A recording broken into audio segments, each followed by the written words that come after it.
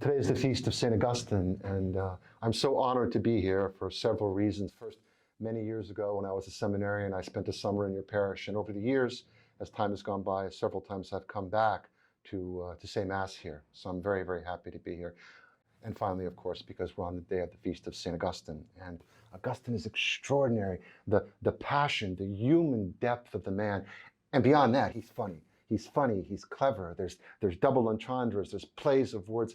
His Latin is gorgeous.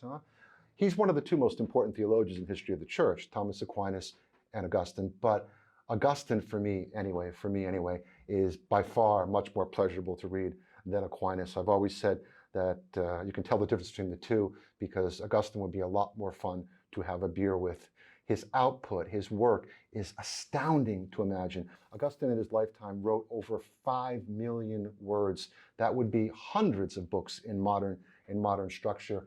Isidore of Seville said that anyone who says that he's read all of Augustine is a liar. It's estimated that he wrote one 300-page book every year for 40 years. It's amazing. There's no way around St. Augustine. He's at the very core, the very origin of Western thought. All philosophy and all theology comes after him. It's a very great honor for me to be here today, and I can't wait to dive into Augustine's texts with you.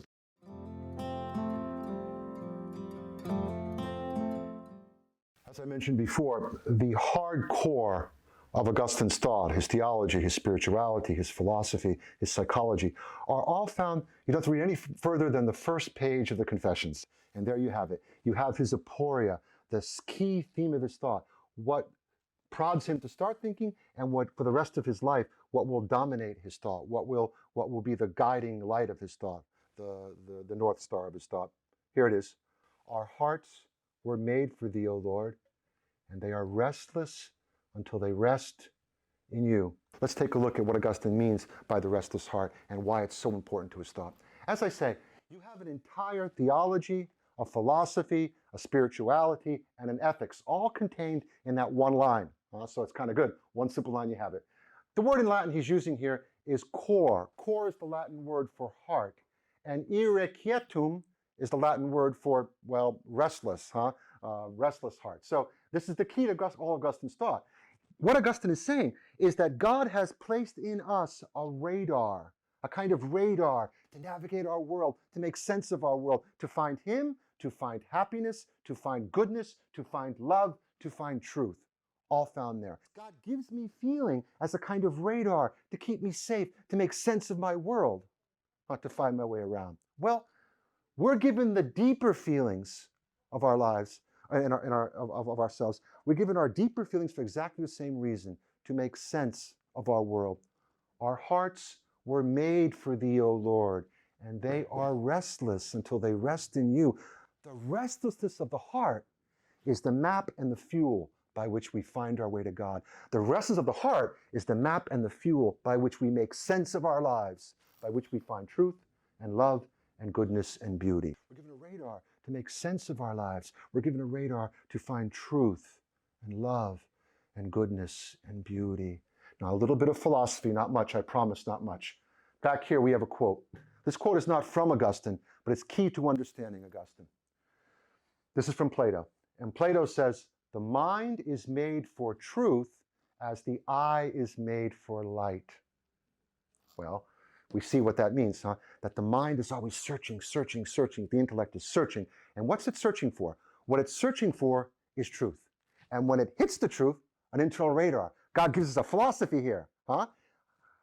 It's searching for truth. And when I'm looking, like when you're studying for a test, and you get the wrong answer and the wrong answer. And what do you feel when you get the wrong answer? Well, you feel that it's wrong, like fingers on a chalkboard. It just feels wrong. And then when you finally, after working, when you finally hit it, what happens? Your mind goes, right? It's like a radar. It's like an infallible test that telling you what? That you've hit the truth. How do you know? Because it disperses the restlessness of your heart. And if your heart weren't restless in the first place, you wouldn't seek it.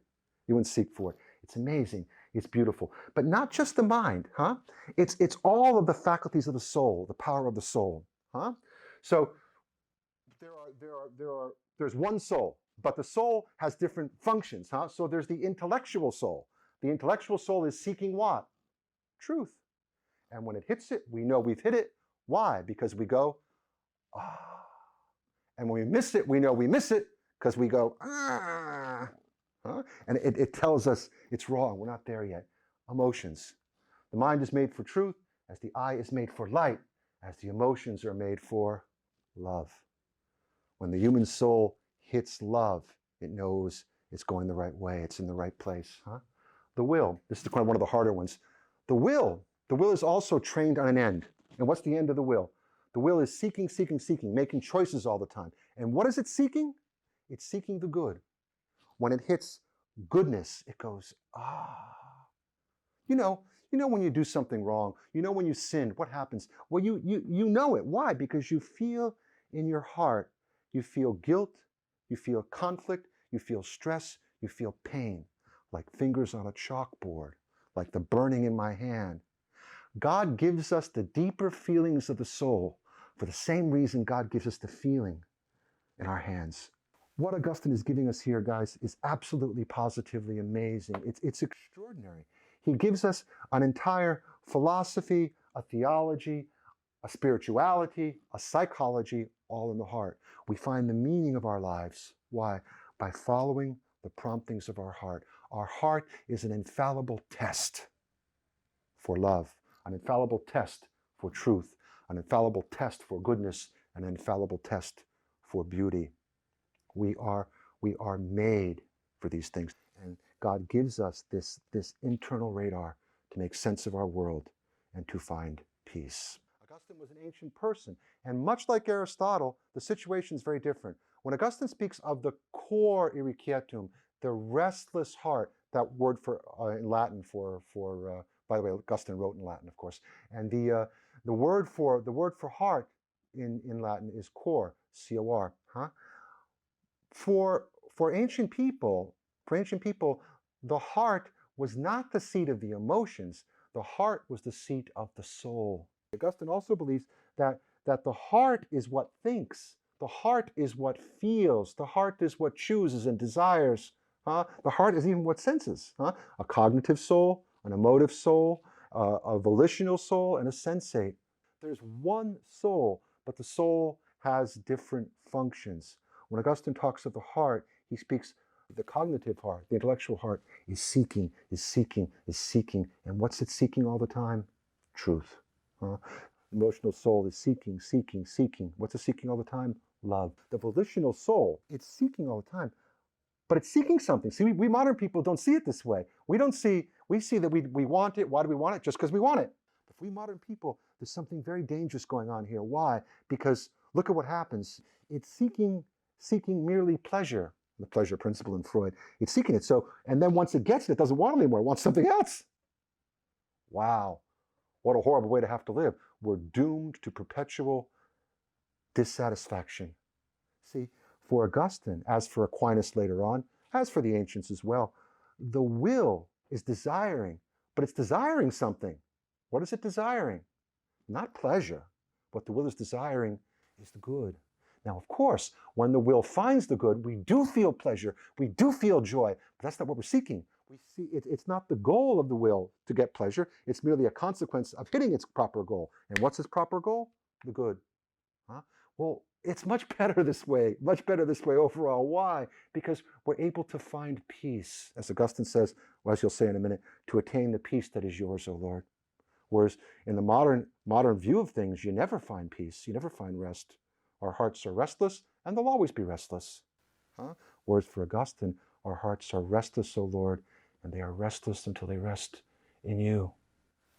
I am set on fire, Lord, to attain the peace that is yours.